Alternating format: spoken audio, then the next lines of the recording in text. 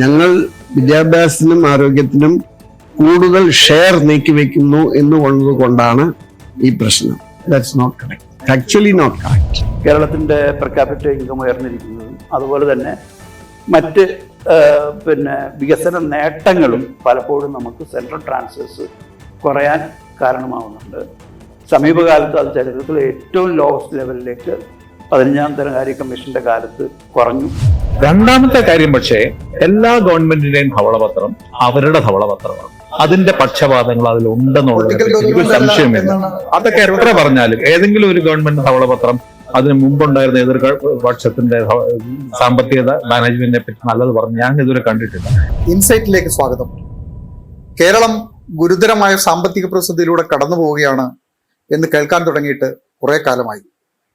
ഭരിക്കുന്നവരും പ്രതിപക്ഷത്തിരിക്കുന്നവരും മാറി മാറി പറയുന്ന ഒരു വർത്തമാനമാണിത്. അതിന് പലപ്പോഴും പരിഹാരങ്ങൾ നിർദ്ദേശിക്കാറുണ്ട്.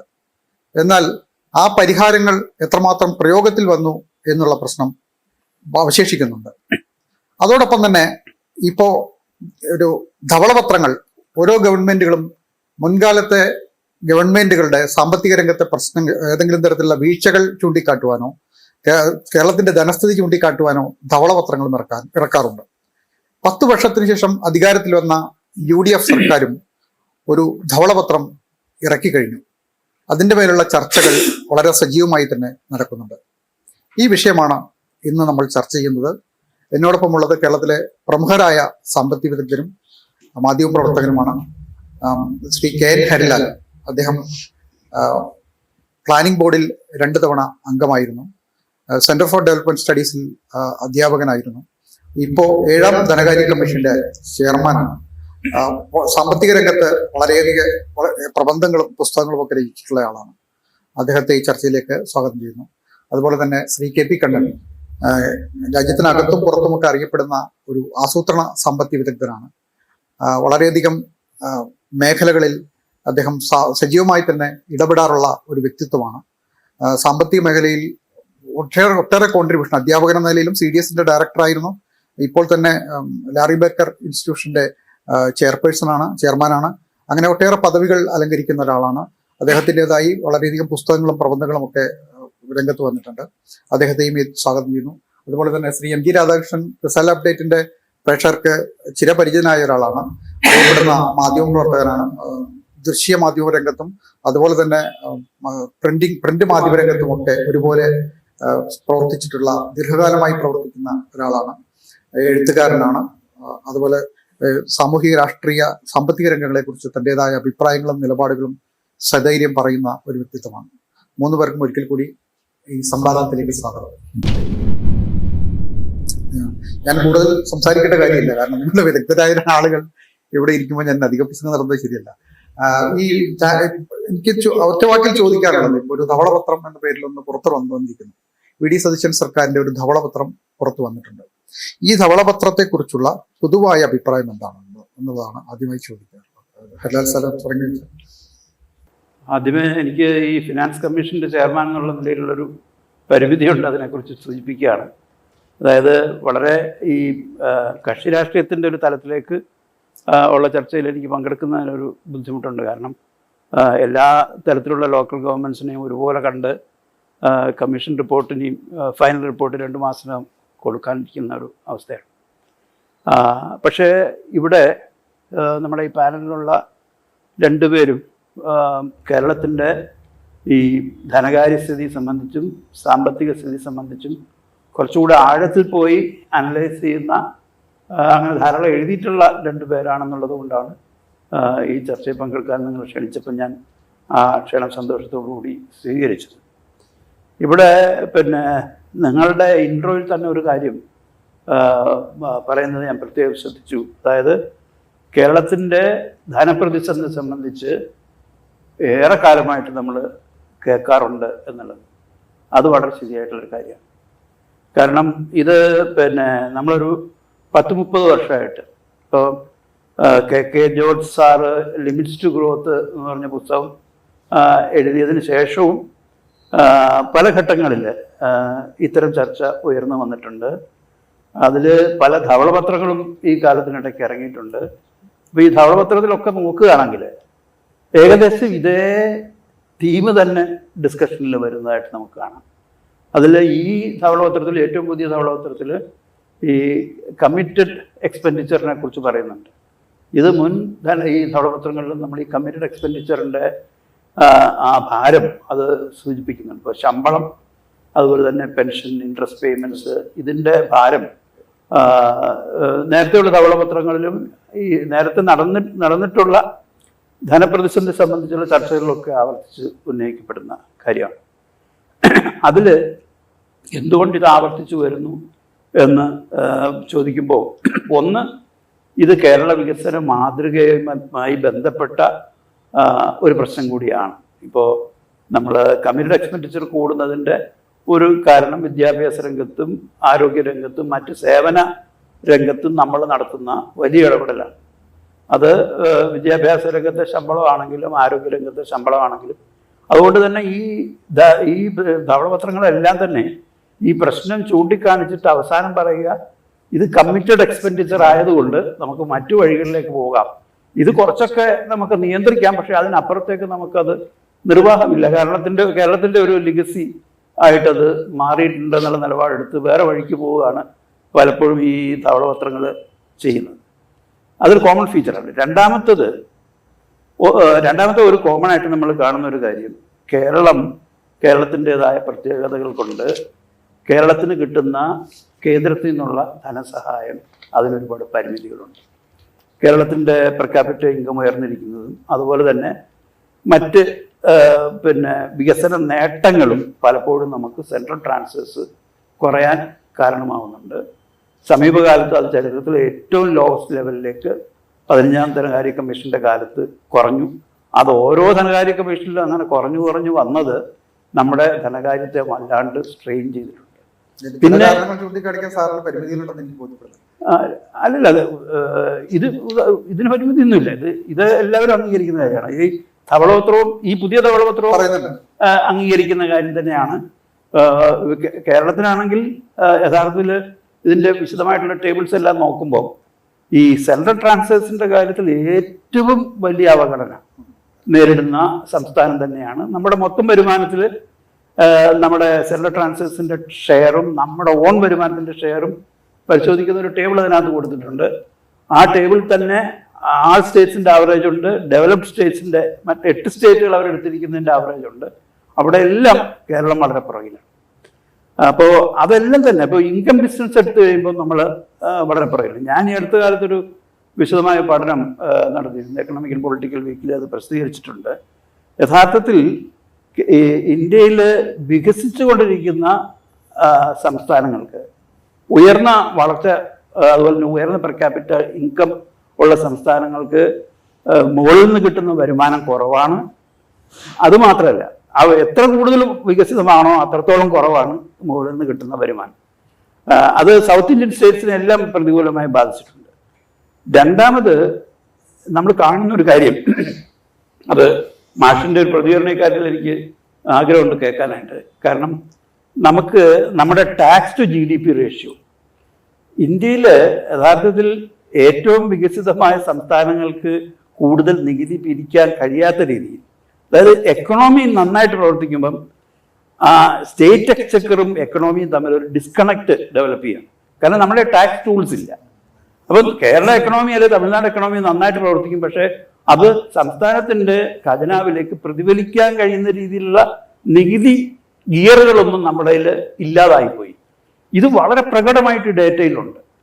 അപ്പോൾ ഇത്തരം സാഹചര്യങ്ങളൊക്കെ എപ്പോഴും നിലനിൽക്കുന്നത് കൊണ്ട് നമ്മൾ ഈ ആവർത്തിച്ച് ഈ തീം വരുന്നുണ്ട് ഈ ധവളപത്രങ്ങളിലെല്ലാം. പക്ഷെ ഇപ്പോൾ എൻ്റെ അഭിപ്രായത്തിൽ അത്ര ഒരു വലിയ പാനിക്കിൻ്റെ ഒരു ആവശ്യം കേരളത്തിലില്ല. പ്രത്യേകിച്ചും നമുക്ക് ഈ ടാക്സ് ഷെയർ ഇംപ്രൂവ് ചെയ്യുന്ന ഒരു സാഹചര്യത്തിൽ ഒരുപാട് കാലത്തിന് ശേഷമാണ് കോൺട്രിബ്യൂഷൻ ടു GDP എന്നുള്ളൊരു ഇൻഡിക്കേറ്റർ വന്നതിൻ്റെ അടിസ്ഥാനത്തിൽ നമുക്ക് ഒരു വലിയ മാറ്റം, അതായത് 1.92 നിന്ന് 2.48 എന്ന് പറയുന്നത് അതിൻ്റെ പ്രൊപ്പോർഷൻ നോക്കുമ്പോൾ വലിയ ജമ്പാണ്. ആ രീതിയിലുള്ള മാറ്റം വന്നിട്ടുണ്ട്. അപ്പോൾ മറ്റ് സമീപകാലത്തുള്ള ഒരു നമ്മുടെ കോവിഡ് ഇയേഴ്സ് കഴിഞ്ഞിട്ടുള്ള ഇൻഡിക്കേറ്റേഴ്സ് ധവളപത്രത്തിൽ തന്നെ കാണിച്ചിരിക്കുന്ന ആ ഡേറ്റകളെല്ലാം കാണിക്കുന്നത് ഡെറ്റിൻ്റെ ആണെങ്കിലും അതുപോലെ തന്നെ മറ്റ് ഫിസിക്കൽ ഡെഫിസിറ്റ് പോലുള്ള ഇൻഡിക്കേറ്റേഴ്സിലെല്ലാം ഇമ്പ്രൂവ്മെൻ്റ് ഉണ്ടെന്നാണ്. അപ്പോൾ തീർച്ചയായിട്ടും വലിയൊരു പാനിക്കിൻ്റെ പ്രശ്നമില്ല. നമുക്ക് ഒരു ഭേദപ്പെട്ട നിലയുണ്ട്. ഇവിടുന്ന് മുമ്പോട്ട് പോകുമ്പം നമ്മൾ വളരെ അംബിഷ്യസ് ആണ്. അപ്പോൾ ആ അംബിഷൻ അനുസരിച്ച് കാര്യങ്ങളെ ക്രമീകരിക്കുന്നതിന് എന്ത് വേണം എന്നുള്ളതാണ് ആലോചിക്കേണ്ടത്. ഒരു കാര്യങ്ങൾ പറഞ്ഞിട്ട് ഞാൻ നിർത്താം. ഇപ്പോൾ നമുക്ക് ഒരുപാട് സമയമെടുത്തു. ഗവൺമെൻറ് പിന്നെ ജനങ്ങളുടെ മുമ്പിൽ ഒരു പ്രകടന പത്രിക വെച്ചിട്ടുണ്ട്. അതിൽ പല വാഗ്ദാനങ്ങളും നൽകിയിട്ടുണ്ട്. ഇന്ദിരാ ഗ്യാരണ്ടി എന്ന് പറഞ്ഞിട്ടുള്ള അതുണ്ട്. അപ്പോൾ അതൊക്കെ അതിനകത്തൊക്കെ നടപ്പിലാക്കാൻ ഗവൺമെൻറ് ഒരു കമ്മിറ്റ്മെൻ്റ് ഉണ്ടല്ലോ. അപ്പോൾ ഈ ധവളപത്രത്തിൻ്റെ ഭാഗമായിട്ട് തന്നെ നമ്മൾ ചെയ്യേണ്ട ഒരു കാര്യം, ഇതിനൊക്കെ എന്ത് ചെലവ് വരും? ഇതിലിപ്പോൾ ആൾക്കാർക്ക് ഒരു വ്യക്തതയില്ല. ഈ ഓരോ കാര്യത്തിലും നമ്മൾ അതിൻ്റെ ഫുള്ളായിട്ട് നടപ്പിലാക്കുകയാണെങ്കിൽ, അതല്ലെങ്കിൽ ഒന്ന് വാട്ടർ ഡൗൺ ആയിട്ട് നടപ്പിലാക്കുകയാണെങ്കിൽ എന്ത് ചെലവ് വരും എന്നുള്ളത് ഒന്ന് നമ്മുടെ പൊതുസമൂഹത്തിന്റെ മുമ്പിൽ വെച്ച് ചർച്ച ചെയ്യണം. ബജറ്റ് വരാൻ പോകുന്നുണ്ട്. അതായത് ബജറ്റിൽ ആയാലും മതി. അത് കാരണം വെച്ചാൽ അത് ധവളപത്രത്തിലാവുന്നതായിരുന്നു നല്ലത്. പിന്നെ ബജറ്റിലായി കഴിഞ്ഞാൽ അപ്പം യഥാർത്ഥത്തിൽ നമ്മൾ എവിടെയാണ് നമ്മൾ എന്തുകൊണ്ട് വറീഡ് ആവണം എന്നുള്ളത് നമുക്ക് അതുകൂടെ കിട്ടിക്കഴിഞ്ഞാൽ കുറച്ചുകൂടെ. കണ്ണൻ സാറ് ധവളപത്രത്തെ കുറിച്ചുള്ള ആദ്യത്തെ ചോദ്യം പ്രതിസന്ധി ഉണ്ടോ ഇല്ലേ എന്നുള്ളതാണ്. താങ്കൾ പറഞ്ഞത് ഒരു പ്രതിസന്ധിയിലൂടെയാണ് കടന്നു പോകുന്നത് എന്നുള്ളതാണ്. എൻ്റെ അഭിപ്രായം അതന്നെയാണ്. അതിനൊരു പ്രധാന കാരണം മറ്റു സംസ്ഥാനങ്ങളിൽ ഇല്ലാന്നല്ല, നമ്മളെ മാതിരി തന്നെ തമിഴ്നാടും ഈ കാര്യത്തിൽ പ്രതിസന്ധിയിലാണ്. കർണാടകത്തിന് അത്രയില്ല. നമ്മൾ കമ്പയർ ചെയ്യേണ്ടത് നമ്മുടെ അടുത്തുള്ള 2 സംസ്ഥാനങ്ങളാണ്. മറ്റ് പല സംസ്ഥാനങ്ങളും റവന്യൂ കമ്മി കുറവാണ്. തമിഴ്നാട് ഉൾപ്പെടെ, കർണാടക ഉൾപ്പെടെ. റവന്യൂ കമ്മി ഏറ്റവും കൂടുതലുള്ളത് കേരളം, പഞ്ചാബ്, വെസ്റ്റ് ബംഗാൾ, രാജസ്ഥാനും ഉണ്ടെന്ന് തോന്നുന്നു. ഇങ്ങനെയുള്ള സ്ട്രെസ്ഡ് സ്റ്റേറ്റ്സ് എന്നുള്ളതാണ്. പ്രതിസന്ധിയുടെ ഒരു കാരണം അതാണ്. റവന്യൂ കമ്മി എന്ന് പറഞ്ഞാൽ നമ്മുടെ നിത്യനിദാന ചെലവുകൾ, അതിന് കടം മേടിക്കേണ്ടി വരുന്ന ഒരവസ്ഥ. ഞാൻ എപ്പോഴും പറയാറുണ്ട്, എൻ്റെ കേരള വികസന മാതൃക ഒരു പുനർവിചിന്തനം എന്നുള്ളൊരു പുസ്തകത്തിൽ ഇതിൽ 60 കൊല്ലത്തെ ഇതിനെ വിശകലനം ചെയ്തിട്ടുണ്ട്. അപ്പൊ അതിൽ പറയുന്നത് അത് ഇന്നും ശരിയാണ്. നമ്മുടെ മൊത്തം വരുമാനം എന്ന് പറയുമ്പോൾ സംസ്ഥാനത്തിന്റെ തനത് വരുമാനം കേന്ദ്രത്തിൽ നിന്ന് കിട്ടുന്നത്, അതിന്റെ 22% പലിശക്കായിട്ട് പോകും. ആവറേജ് സ്റ്റേറ്റ് നമ്മൾ ഉൾപ്പെടെയുള്ള ആവറേജ് 12ആണ്. അപ്പൊ നമ്മുടെ ബർഡൻ ഈസ് ആൾമോസ്റ്റ് ഡബിൾ. അതുപോലെ തന്നെയാണ് ഈ പെൻഷന്റെ കാര്യത്തിലും. നമ്മുടെ പെൻഷൻ പേയ്മെന്റ് ഇപ്പൊ ഏകദേശം 21-22% വരും ആകെ വരുമാനത്തിന്റെ. മറ്റുള്ളവിടെ 11-12, സെയിം തിങ്. അപ്പൊ അവര് ഒരു മൊത്തം വരുമാനത്തിന്റെ 22% പെൻഷനും പലിശയായി വേണ്ടി നീക്കി വെക്കുമ്പോൾ നമ്മൾ 44 രൂപയാണ് നീക്കി വെക്കേണ്ടത്. അപ്പൊ അവിടെ തന്നെ നമുക്കൊരു ഷ്രിങ്കേജ് വന്നു. ബാക്കി എത്രയുണ്ടെന്നുള്ളതിന്റെ ശമ്പളവും കൂടി കൂട്ടിയാൽ നമുക്ക് 77%. ഈ 3 കൂടി കൂട്ടിയാൽ ആവറേജ് എന്ന് പറയുന്നത് മറ്റു സംസ്ഥാനങ്ങളുടെ ആവറേജ് എല്ലാം കൂടി കേരളം ഉൾപ്പെടെയുള്ള സംസ്ഥാനങ്ങൾ 46. അപ്പൊ അതൊന്ന് തന്നെ നമുക്ക് മനസ്സിലാക്കാം. അതിന്റെ ഒരു കാരണം ചരിത്രപരമായിട്ട് ഡോക്ടർ ഹരിലാൽ പറഞ്ഞ പോലെ വിദ്യാഭ്യാസ മേഖലയിൽ നമുക്ക് നല്ലൊരു ഭാരമുണ്ട്. നമ്മുടെ സംസ്ഥാന ജീവനക്കാരുടെ ഏറ്റവും സിംഗിൾ ലാർജസ്റ്റ് ഗ്രൂപ്പ് എന്ന് പറയുന്നത് അധ്യാപകന്മാരാണ്. എയ്ഡഡ് അധ്യാപകന്മാർക്കൊക്കെ കൊടുക്കണം എന്നുള്ളതാണ്. പക്ഷേ ഡോക്ടർ ഹരിലാലും കേരളത്തിലെ ജനങ്ങളും മനസ്സിലാക്കേണ്ടത് ഈ ബർഡൻ ഉള്ളത് പഴയ കഥയാണ്. കഴിഞ്ഞ 10-5 വർഷമായിട്ട് രാധാകൃഷ്ണൻ മറ്റു പല സംസ്ഥാനങ്ങളും നമ്മളെക്കാൾ കൂടുതൽ ആരോഗ്യത്തിനും വിദ്യാഭ്യാസത്തിനും ചെലവാക്കുന്നുണ്ട്. എങ്ങനെ? As a proportion of budget expenditure. അങ്ങനെയാണല്ലോ നിങ്ങളൊരു കുടുംബത്തിൽ എത്ര ഓരോന്നിനും വേണ്ടി നീക്കി വെക്കുന്നു എന്നുള്ളത്. So it is no longer valid to say ഞങ്ങൾ വിദ്യാഭ്യാസത്തിനും ആരോഗ്യത്തിനും കൂടുതൽ ഷെയർ നീക്കിവെക്കുന്നു എന്നുള്ളത് കൊണ്ടാണ് ഈ പ്രശ്നം. That's not correct, actually not correct. അത് നമുക്ക് എക്സാമിൻ ചെയ്യുന്നതാണ്. അതിന്റെ ഒരു കാരണം എന്താണെന്ന് വെച്ചാൽ നമ്മുടെ കുട്ടികളുടെ എണ്ണം കുറഞ്ഞു, കോളേജിലും ഇപ്പൊ കുറഞ്ഞു, പോപ്പുലേഷനും കുറഞ്ഞു. പക്ഷെ അതിനനുസരിച്ചിട്ടുള്ള അധ്യാപകരുടെ എണ്ണം അത്രത്തോളം കുറഞ്ഞിട്ടുണ്ട് എന്നുള്ളതാണ്. അപ്പൊ ഈ ഒരു ബേർഡൻ, അപ്പൊ എന്ത് വരുന്നു? ഈ റവന്യൂ കമ്മി നികത്താൻ വേണ്ടി നമ്മൾ കടമെടുക്കുന്നു. ഒരു ഉദാഹരണം പറഞ്ഞാൽ, ലേറ്റസ്റ്റ് ആയിട്ട് പറഞ്ഞാൽ, കഴിഞ്ഞ വർഷം കടമെടുത്തത് 49,000 കോടി. പലിശ നമ്മൾ തിരിച്ച് പഴയ കടത്തിന് കൊടുത്തത് 31,000 കോടി. അപ്പൊ കടമെടുത്ത് എന്റെ കയ്യിൽ നെറ്റ് എത്രയുണ്ട്? 18,000 കോടി. അതിൽ തന്നെ നല്ലൊരു ഭാഗം മറ്റ് ചെലവുകൾ, റവന്യൂ എക്സ്പെൻഡിച്ചറിന് പോയി. അങ്ങനെ പോയപ്പോ നമ്മൾ കടം വാങ്ങുന്നതിന്റെ ഓരോ 100 രൂപയ്ക്കും 35 രൂപയാണ് മൂലധനത്തിനായിട്ട് പോകുന്നത്. 1/3, 2/3 നമ്മൾ റവന്യൂ എക്സ്പെൻഡിച്ചറിനായിട്ട് നീക്കി വെക്കാൻ നിർബന്ധിതരാകുന്നു എന്നുള്ളതാണ്. മറ്റുള്ള സംസ്ഥാനങ്ങൾ ഇത് എങ്ങനെ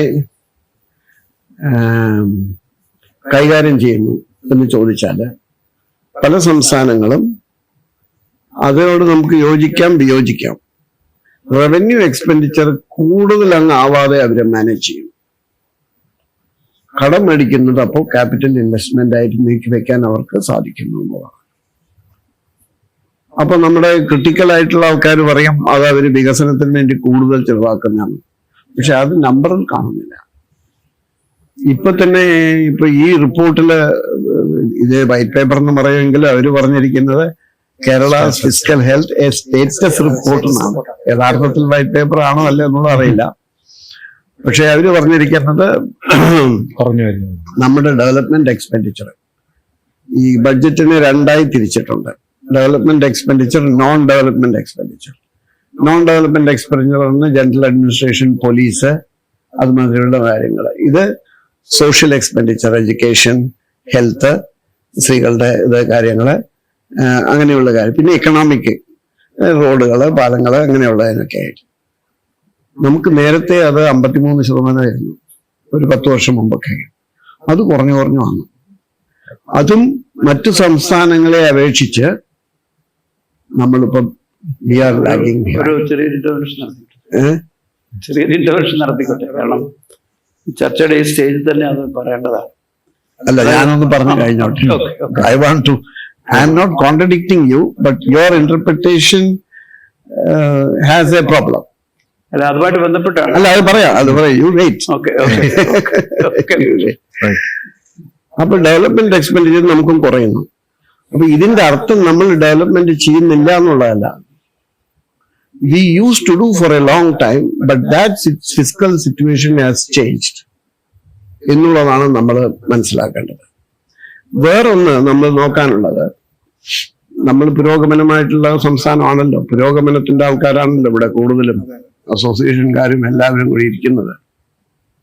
ഡോക്ടർ ഒരു സംശയം ചോദിക്കും, ഈ നമ്മളെ കാട്ടി മറ്റ് സംസ്ഥാനങ്ങളെ ഈ ഡെവലപ്മെന്റ് എക്സ്പെൻഡിച്ചറിൽ മുന്നിൽ പോയി എന്നുള്ളത്, അതിന് നമ്മുടെ മുമ്പിലുള്ള കണക്കുകൾ, ഈ പൊതുവെ കണക്കുകൾ, എല്ലാ സ്റ്റേറ്റിന്റെയും റിസർവ് ബാങ്കിന്റെ റിപ്പോർട്ട് ഓൺ സ്റ്റേറ്റ് ഫൈനാൻസ് എന്നുണ്ട്.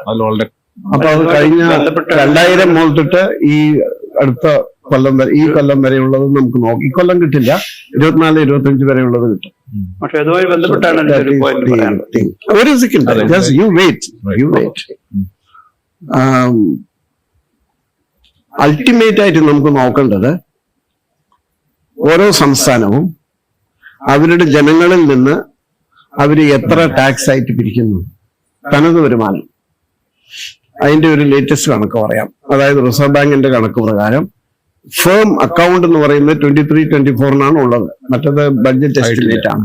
ബഡ്ജറ്റ് എസ്റ്റിമേറ്റിന്റെ വിശ്വസനീയത കുറവാണെന്ന് ഈ കമ്മിറ്റിയിൽ പറഞ്ഞിട്ടുണ്ട്. അത് നേരത്തെ നമുക്കൊക്കെ അറിയാം. വരവ് കൂട്ടി കൊടുക്കും, ചെലവ് കുറച്ച് പറയും. പക്ഷെ അടുത്ത വർഷം അത് നേരെ തിരിയും. കേരളത്തില് ഉദാഹരണത്തിന് പറഞ്ഞാല് ഓരോ പൗരനും പൗരിക്കും കൂടി കൊടുക്കുന്ന 23-24 തനത് ടാക്സ് ആയിട്ട് കൊടുക്കുന്നത് 21,534 രൂപയാണ്. അത് കർണാടകയുടെ കാര്യം എടുത്താൽ 23,000 ആണ്. നമ്മൾ 21,000 ആണ്, അവര് 23,000 ആണ്. നമ്മളെക്കാൾ കൂടുതൽ ഹരിയാന 24,350 ആണ്. അതിനേക്കാളും കൂടുതലാണ് ഗോവ 56,000. ഗോവ ചെറിയൊരു സംസ്ഥാനമാണ്, പക്ഷേ tax collection is one of the highest. അതുപോലെ തന്നെയാണ് സിക്കിമും തമിഴ്നാടും. ഇത്രയൊക്കെ പ്രശ്നങ്ങൾ ഉണ്ടായിട്ടും തമിഴ്നാട് നമ്മള് 21,000 ചില്ലാനോ ആണെങ്കിൽ അവര് 22,000 ചില്ലാനാണ്. തെലങ്കാന 29,000 ആണ്. പക്ഷെ എല്ലാം ആളിന്റെ ആവറേജ് നോക്കിയാൽ നമ്മളെക്കാളും കുറവാണ്. അതിന്റെ അർത്ഥം മേജർ സംസ്ഥാനങ്ങളിൽ പകുതി സംസ്ഥാനമെങ്കിലും നമ്മളെക്കാൾ മുന്നോട്ടിലാണ് per capita collection of all tax revenue. ഇതൊക്കെ ഒരു ഇതായിട്ട് പറഞ്ഞാണ്. സോ ഐ ആം നോട്ട്, ഞാൻ ലെഫ്റ്റും റൈറ്റും എന്നുള്ള ഒരു വീക്ഷണത്തിലല്ല ഇത് അനലൈസ് ചെയ്യുന്നത്. ഞാൻ അനലൈസ് ചെയ്യുന്നത് നമ്മുടെ സംസ്ഥാനത്തിന്റെ വികസനത്തെയും ജനജീവിതത്തെയും ഗവൺമെന്റിന്റെ ചെലവിലൂടെയും വരവിലൂടെയും എങ്ങനെ ബാധിക്കുന്നു എന്നുള്ളതാണ്. എന്റെ ഏറ്റവും വലിയ കൺസേൺ, നമ്മൾ ഇന്ന് കേരളത്തിലെ തനത് വരുമാനമായിട്ട് പിരിക്കുന്നത് ഓരോ 100 രൂപയ്ക്കും 7.8 രൂപയാണ്. ഐസക്കിന്റെ കാലത്ത് 8.4, 8.5 ആയിരുന്നു. അതിന് 5 കൊല്ലം മുമ്പുള്ള കാലത്ത് ഏകദേശം 9 ആയിരുന്നു. 991-96 ആ സമയത്ത് 10 ആയിരുന്നു. ഇപ്പൊ GST വന്നതുകൊണ്ട് നമുക്ക് ചില പ്രശ്നങ്ങൾ ഉണ്ടായെന്ന് അദ്ദേഹം പറഞ്ഞു. അത് ശരിയാണ്. പക്ഷെ ഇത് തനത് വരുമാനത്തിന്റെ കാര്യമാണ് പറയുന്നത്. അതേ സമയത്ത് I agree with him fully. Government of ഇന്ത്യയുടെ ഈ GST കോമ്പൻസേഷൻ 22-23 കൂടി നിന്നു. അപ്പൊ അതിലൊരു 10,000 കോടിയോളം 9,000 കോടിയോളം നമുക്ക് നഷ്ടപ്പെട്ടു. നമുക്ക് മാത്രമല്ല, എല്ലാ സംസ്ഥാനങ്ങൾക്കും നഷ്ടപ്പെട്ടു. So it is not unique to Kerala. അതുപോലെ തന്നെ ഈ റവന്യൂ ഡെഫിസിറ്റ് ഗ്രാന്റ് നമുക്ക് 40,000 കോടി നമുക്ക് കിട്ടി 15th ഫൈനാൻസ് കമ്മീഷൻ. അത് പല സംസ്ഥാനങ്ങൾക്കും കിട്ടിയിട്ടില്ല. കുറച്ച് സംസ്ഥാനങ്ങൾ കാരണം കൂടുതൽ ഡെഫിസിറ്റ് ഉള്ളവരെ എങ്ങനെയെങ്കിലും ഒന്ന് കരകടത്തി വിടണം എന്ന് പറഞ്ഞിട്ട് NK സിംഗിന്റെ ഈ 1.92 ഇല്ലേ, ഞാൻ അവരെ ന്യായീകരിക്കുകയല്ല. But that was discretionary, but it was available. അതിപ്പില്ല. അപ്പൊ ഈ 2 സോഴ്സും നമുക്ക് നിന്നതുകൊണ്ട് ടോട്ടൽ റവന്യൂവും കുറഞ്ഞു. അപ്പൊ 2 കാരണമുണ്ട്. നമ്മുടെ സ്വന്തം കഴിവുകൊണ്ടും കേന്ദ്രത്തിൽ നിന്ന് നേരത്തെ വരുന്ന തോതിലുള്ള വരവ് കുറഞ്ഞതുകൊണ്ടും. So it is both your fault and the fault of the central state financial relations. ഒരു വൺ സൈഡഡ് പ്രോബ്ലം ആയിട്ട് നമ്മളിത് കാണരുത്. അത്രയേ ഉള്ളൂ. ഞാനതിന് NDR-ലേക്ക് വരുന്നതിന് മുമ്പ് അല്ല, അതൊരു കുറച്ചൊരു സ്റ്റാറ്റിസ്റ്റിക്കൽ ആയിട്ടുള്ള ഒരു പ്രോബ്ലം ഈ അനാലിസിസ് ഒക്കെ വരുന്നതെന്ന് ചൂണ്ടിക്കാണിക്കാനാണ്. അതായത് നമ്മുടെ മൊത്തം ടാക്സ് റവന്യൂവിന്റെ ഏകദേശം 19-20% നമ്മൾ ഓൺ ടാക്സ് റവന്യൂ നമ്മൾ ഡിവോൾവ് ചെയ്യണം ലോക്കൽ ഗവൺമെന്റ്സിന്. ഈ ലോക്കൽ ഗവൺമെന്റ്സിന് ഡിവോൾവ് ചെയ്യുന്ന പണം മുഴുവൻ റവന്യൂ എക്സ്പെൻഡിച്ചർ ആയിട്ടാണ് RBI അക്കൗണ്ട് ചെയ്യുന്നത്. അപ്പൊ ഈ 20% റവന്യൂ ലോക്കൽ ഗവൺമെന്റിന് കൊടുക്കുന്നത് മുഴുവൻ റവന്യൂ എക്സ്പെൻഡിച്ചർ ആയിട്ട് കൊടുക്കുന്നതിന്റെ ഫലമായിട്ട് നമ്മുടെ ഈ കാൽക്കുലേഷൻസിലൊക്കെ ഒരുപാട് പ്രശ്നങ്ങൾ വരുന്നുണ്ട്. ഇത് തിരിച്ചറിയപ്പെടുന്ന ഒരു കാര്യമാണ്. ഇപ്പൊ സാധാരണ രീതിയിൽ ഇപ്പം മിക്കവാറും എല്ലാവരും ഇത് ചൂണ്ടിക്കാണിക്കുന്ന ഒരു കാര്യമാണ്. ഇതുകൊണ്ട് വരുന്നൊരു പ്രശ്നം എന്താണെന്ന് വെച്ച് കഴിഞ്ഞാൽ നമ്മുടെ ക്യാപിറ്റൽ എക്സ്പെൻഡിച്ചർ കുറച്ച് കാണിക്കും. ഇപ്പൊ ഈ 20% നമ്മൾ എടുത്ത് ലോക്കൽ ഗവൺമെന്റ്സിന് കൃത്യമായിട്ട് ഏറ്റവും കൂടുതൽ ഡെവല്യൂഷൻ നടക്കുന്ന ഒരു സംസ്ഥാനം എന്നുള്ള നിലയിൽ അത് മുഴുവൻ ഏകദേശം ക്യാപിറ്റൽ എക്സ്പെൻഡിച്ചർ ആയിട്ട് കാൽക്കുലേറ്റ് കണക്കാക്കപ്പെടേണ്ട കാര്യങ്ങളാണ്. കാരണം അത് ശമ്പളം അതുപോലെ കാര്യങ്ങൾക്ക് ഉപയോഗിക്കാൻ പറ്റാത്തതാണ്. ശമ്പളത്തിന് വേറെയും കൊടുക്കുന്നുണ്ട്. ശമ്പളത്തിനും മെയിൻ്റനൻസിനും വേറെ ലോക്കൽ ഗവൺമെന്റ്സിന് കൊടുക്കുന്നുണ്ട്. പ്ലാനിൽ മാത്രമാണ് ഈ 20%ഓളം പോകുന്നത്. സംസ്ഥാന പ്ലാനിന്റെ 28% ലോക്കൽ ഗവൺമെന്റ്സിന് പോകുന്നതാണ്. അതൊരു ഭാഗം. അതിനകത്ത് എന്താ വരുന്നത്? ഇപ്പൊ റവന്യൂ ഡെഫിസിറ്റ് നമ്മൾ ഓവർ ആയിട്ട് കാണിക്കും. 2 ക്യാപിറ്റൽ എക്സ്പെൻഡിച്ചർ അണ്ടർ എസ്റ്റിമേറ്റ് ചെയ്യും. മൂന്നാമത്തെ ഒരു കാര്യം എന്ന് വെച്ച് കഴിഞ്ഞാൽ നമ്മുടെ കേരളത്തില് ഇപ്പം 1.4, 1.5 ക്യാപിറ്റൽ എക്സ്പെൻഡിച്ചർ ഉള്ളൂ എന്ന് പറയുന്ന ഒരു സ്ഥിതിയിലാണ് നമ്മൾ വിഴിഞ്ഞം സാധ്യമായത്, ഈ നാഷണൽ ഹൈവേ സാധ്യമായത്. അതുപോലെ തന്നെ മറ്റ് പ്രധാനപ്പെട്ട ഇൻഫ്രാസ്ട്രക്ചർ പ്രോജക്റ്റ്, മലയോര ഹൈവേ ആണെങ്കിലും തീരദേശ ഹൈവേ ആണെങ്കിലും കേരളത്തിലുടനീളം ഒരുപാട് പ്രധാനപ്പെട്ട പ്രോഗ്രാംസ്, മറ്റേ പിന്നെ പവർ ഹൈവേ അതുപോലുള്ള കാര്യങ്ങളെല്ലാം തന്നെ സംഭവിക്കുന്നത് ഇതേ കാലയളവിലാണ്. അതിന്റെ ഒരു പ്രധാനപ്പെട്ട കാര്യം, അത് കിഫ്ബി വഴിയാണ് കുറെ അധികം എക്സ്പെൻഡിച്ചർ വന്നിട്ടുള്ളത്. അപ്പൊ യഥാർത്ഥത്തിൽ നമുക്ക് ബജറ്റിൽ വരുന്ന ഒരു പോരായ്മ ഡീസെൻട്രലൈസേഷനും കൂടെ വന്നതിന് ശേഷം അത് പരിഹരിക്കുന്നതിനുള്ളൊരു വഴി എന്നുള്ള നിലയിലാണ് കിഫ്ബി അവതരിപ്പിക്കപ്പെടുന്നത്. അതുമായി ബന്ധപ്പെട്ട ചില പ്രശ്നങ്ങളെല്ലാം ഇപ്പോ ഈ റിപ്പോർട്ടിൽ വരുന്നുണ്ട്. അതൊക്കെ പിന്നീട് നമുക്ക് സെപ്പറേറ്റ് ആയിട്ട് എടുക്കാം, ചർച്ച ചെയ്യാം. പക്ഷെ ഈ കണക്കിൽ പ്രശ്നം അല്ല, ഒരു സെക്കൻഡ് ഡോക്ടർ ഹരിലാൽ പറഞ്ഞത് ഈ ഡിവല്യൂഷൻ എമൗണ്ടിനെ കുറിച്ചാണ്. അത് ഭാഗികമായി ഞാൻ സമ്മതിക്കും. എന്തുകൊണ്ടാണെന്ന് വെച്ചാൽ 12,000 കോടി റുപ്യാണ് കഴിഞ്ഞ പ്രാവശ്യം കൊടുത്തത്. 15,000 കൊടുക്കാന്ന് പറഞ്ഞിട്ട് സാധിച്ചില്ല, 12,000 കൊടുത്തുള്ളൂ. 12,000 കോടി out of total budget expenditure of 170,000 crores something. പോട്ടെ, ഈ 12,000-ൽ ഈ 12,000 ക്യാപിറ്റൽ എക്സ്പെൻഡിച്ചർ ആണെന്ന് നമുക്ക് പറയാൻ പറ്റില്ല. ഈ 12,000 എന്നുള്ളത് അദ്ദേഹം നേരത്തെ പറഞ്ഞ മാതിരി ജനറൽ പർപ്പസ് ഗ്രാന്റ് ഉൾപ്പെടുന്നുണ്ട്, പ്ലാൻ എക്സ്പെൻഡിച്ചർ ഉൾപ്പെടുന്നുണ്ട്, അങ്ങനെ പല വിധത്തിലുണ്ട്.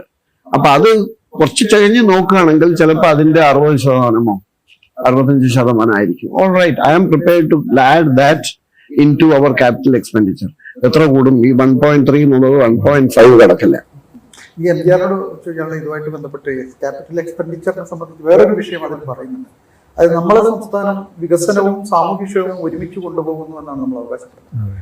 പക്ഷെ ഇതിൽ പറയുന്ന ഈ ധവളപത്രത്തിൽ പറയുന്ന, അല്ലെങ്കിൽ ഈ സ്റ്റാറ്റസ് പേപ്പറിൽ പറയുന്ന ഒരു കാര്യം, ഏറ്റവും ഡിപ്രൈവ്ഡ് ആയിട്ടുള്ള schedule caste and schedule tribe അവരുടെ വികസന പ്രവർത്തനത്തിന് വേണ്ടിയുള്ള ഫണ്ടുകൾ കാര്യമായി ചെലവഴിക്കുന്നില്ല, അത് കുറഞ്ഞിരിക്കുന്നു. അതുപോലെ തന്നെ ന്യൂനപക്ഷ വിഭാഗങ്ങൾക്ക് വേണ്ടിയുള്ള ഫണ്ടുകൾ കുറഞ്ഞിരിക്കുന്നു എന്നുള്ളത് പറഞ്ഞിട്ടുണ്ട്.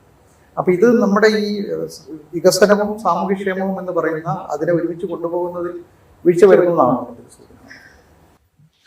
വാസ്തവത്തിൽ ഈ രണ്ടുപേരും സാമ്പത്തിക വിദഗ്ധരാണ്. മാത്രമല്ല കേരളത്തിൽ ഇന്ന് ജീവിച്ചിരിക്കുന്ന ഏറ്റവും പ്രധാനപ്പെട്ട സാമ്പത്തിക വിദഗ്ധന്മാരാണ്. ഡോക്ടർ കണ്ണനാണെങ്കിൽ ഞങ്ങളെ സാമ്പത്തിക ശാസ്ത്രം പഠിപ്പിച്ചിട്ടുള്ള ആളാണ്.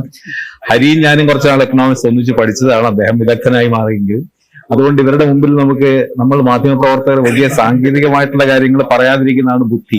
പക്ഷേ അതിൽ വരുന്നതിന് മുമ്പ് ഈ ധവളപത്രം എന്ന് പറയുന്ന ഈ സങ്കല്പത്തിനോട് തന്നെ ചില അഭിപ്രായ വ്യത്യാസങ്ങൾ. ഒന്ന്, അവർ അഭിനന്ദനം അർഹിക്കുന്നു ഈ തയ്യാറാക്കിയത്. കാരണം റിസൾട്ട് വന്ന് ഗവൺമെന്റ് ഫോം ചെയ്തു, ഇത്ര വേഗം ഇത്ര ഒരു വലിയ ഒരു വർക്ക് ചെയ്യുക എന്ന് പറയുന്നത് ഗംഭീരമായിട്ടുള്ള പ്രവർത്തനമാണ്. അതിപ്പോ ഏയുടെ സഹായമായാലും മറ്റെന്ത് വിദഗ്ധരുടെ സഹായമായാലും ഇതൊരു വളരെ സമഗ്രമായിട്ടുള്ള കണക്കുകളോടുകൂടി വളരെ നമ്മുടെ ഈ കേരളത്തിന്റെ സാമ്പത്തിക ശാസ്ത്രം പഠിക്കുന്ന വിദ്യാർത്ഥികൾക്ക് ഒരു വലിയ നല്ല ഒരു രേഖയായിട്ടെങ്കിലും ഇത് അവശേഷിക്കുന്നത് വളരെ പ്രധാനം. രണ്ടാമത്തെ കാര്യം, പക്ഷേ എല്ലാ ഗവൺമെന്റിന്റെയും ധവളപത്രം അവരുടെ ധവളപത്രമാണ്. അതിന്റെ പക്ഷപാതങ്ങൾ അതിലുണ്ടെന്നുള്ളത് എനിക്ക് സംശയമില്ല. അതൊക്കെ എത്ര പറഞ്ഞാലും ഏതെങ്കിലും ഒരു ഗവൺമെന്റ് ധവളപത്രം അതിന് മുമ്പുണ്ടായിരുന്ന എതിർപക്ഷത്തിന്റെ സാമ്പത്തിക മാനേജ്മെന്റിനെ പറ്റി നല്ലത് പറഞ്ഞ് ഞാൻ ഇതുവരെ കണ്ടിട്ടില്ല. അത് ഏത് സർക്കാരായാലും. അപ്പൊ ആ ധവളപത്രം ആ ഗവൺമെന്റിന്റെ രാഷ്ട്രീയ പക്ഷപാതങ്ങളോ രാഷ്ട്രീയ കാഴ്ചപ്പാടുകളോ അതിന്റെ ശരി തെറ്റുകളോ ഒക്കെ അതിലുണ്ട്. അതുകൊണ്ട് ഇതൊരു ഒരു വിശുദ്ധമായിട്ടുള്ള ഒരു രേഖയാണ് എന്ന് പറഞ്ഞ് നമുക്ക് പറയാനും വയ്യ. തീർച്ചയായിട്ടും ചർച്ച ചെയ്യപ്പെടേണ്ട പ്രധാനപ്പെട്ട കാര്യങ്ങളാണ്. പിന്നെ ഈ ധവളപത്രത്തിന്റെ പ്രത്യേകത, ഓരോ ഗവൺമെന്റ് ധവളപത്രത്തിന്റെ പ്രത്യേകത അതിനു മുമ്പുണ്ടായിരുന്ന ഗവൺമെന്റിന്റെ കുഴപ്പങ്ങൾ പറ്റി പഠിക്കുകയും അത് വിശദീകരിക്കുകയും ചെയ്യണം. ഒരിക്കലും അതിന്റെ നേട്ടങ്ങളെ പറ്റി തോന്നുക. അതാണ് ഇതിന്റെ ഒരു വലിയ ദൗർബല്യം. കാരണം സാധാരണക്കാരും നമ്മളെപ്പോലുള്ള മാധ്യമപ്രവർത്തകർക്കും ഇപ്പൊ കഴിഞ്ഞ സർക്കാരിന്റെ എടുക്കുകയാണെങ്കിൽ അതിനു മുമ്പുണ്ടായിരുന്ന സർക്കാർ തരിപ്പണമായി. അപ്പൊ ഇത് പറഞ്ഞ പോലെ ഈ പണ്ട് കാതറിൻ മായയുടെ പുസ്തകത്തെ പറ്റി, മദർ ഇന്ത്യയെ പറ്റി ഗാന്ധി പറഞ്ഞ പോലെ നിങ്ങൾ ഓടെ പരിശോധിക്കാൻ വന്നാൽ അതിന്റെ മാലിന്യം മാത്രമേ കാണുള്ളൂ. അപ്പൊ ഇതിനകത്തെ കേടുകളും കെടുതികളും തെറ്റുകളും മാത്രമാണ് കൂടുതലും പരിശോധിക്കുക. അതിനർത്ഥം ഇതൊരു വിശ്വാസ്യത ഉള്ളതെന്നല്ല, നുണയാണെന്ന് എനിക്ക് അഭിപ്രായമില്ല. പക്ഷെ കുറെ അധികം സത്യങ്ങളും പറയാതെ പോയ കുറെ സത്യങ്ങളും ഉണ്ടെന്ന് തോന്നുന്നു. രണ്ടാമത് പറഞ്ഞ ഈ കമ്മിറ്റഡ് എക്സ്പെൻഡിച്ചർ തീർച്ചയായിട്ടും ഇവർ രണ്ടുപേരും യോജിക്കുന്നതാണ്. ഞാനും അതൊരു പ്രത്യുൽപാദനപരമല്ലാത്ത ഒരു വലിയ ഒരു വേസ്റ്റ്ഫുൾ എക്സ്പെൻഡിച്ചർ ആണെന്നുള്ള ഒരു കാഴ്ചപ്പാട്, നമ്മുടെ ഒരു നവലിബറൽ കാഴ്ചപ്പാട്. അതിന്റെ സൂചന ഈ ധവളപത്രത്തിലും അങ്ങനെ കാണുന്നുണ്ടോ എന്ന് എനിക്ക് സംശയമുണ്ട്.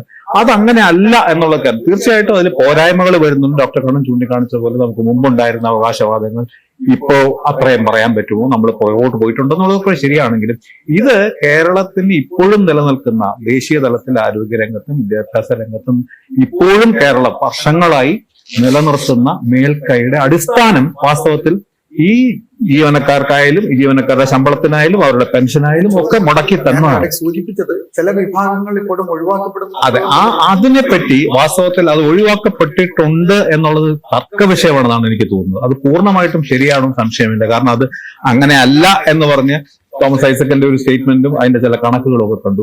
അതുകൊണ്ട് അതിന്റെ വിശദാംശങ്ങളെ പറ്റി എനിക്കറിയില്ല അത് ശരിയാണോ ഇല്ലയോ നമുക്ക് കൂടുതൽ. കാരണം ഇതിപ്പോ പറയുമ്പോഴാണ് വാസ്തവത്തിൽ ഇപ്പൊ കഴിഞ്ഞ തവണ ഒരു IAS കാരൻ തന്നെ പറഞ്ഞോളൂ, ഞാൻ ഇതൊരിക്കലും കണ്ടിട്ടില്ലാത്തൊരു വിവരം. ഇങ്ങനെ പിന്നെ അവർക്കുള്ള വിഹിതം കുറഞ്ഞിട്ടുണ്ട്, പക്ഷെ ക്രമാനുഗതമായി അത് കുറഞ്ഞു വരികയാണ് ഈ ദുർബല വിഭാഗങ്ങൾക്ക് ന്യൂനപക്ഷങ്ങൾക്കും ഉള്ളത് എന്നുള്ളത് എനിക്ക് തോന്നുന്നു തർക്ക വിഷയമാണ്. അത് ചിലപ്പോൾ ഹരിക്ക് അതിനെ കൂടുതൽ വിശദമായിട്ട് പറഞ്ഞു തരാം.